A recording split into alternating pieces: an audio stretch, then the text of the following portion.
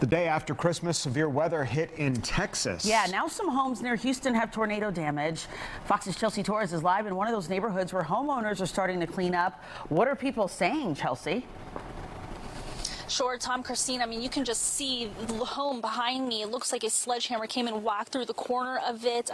There's boarded up windows. Part of the roof is torn apart. Bricks have been laid out everywhere, and there's still debris all around me that you can see. And one thing is that the National Weather Service did come by, and they found that there was an EF1 tornado with 90-mile-per-hour winds that actually hit through this area. A lot of people tell me that they thought it was just going to be a bad storm, but now today, a lot of homeowners are having to pick up piles and make piles of roof shingles and siding.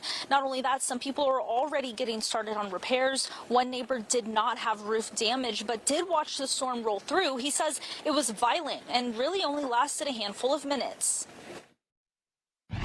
Heard mad debris, my entire house shaking, ceiling fan shaking, you can hear roofs.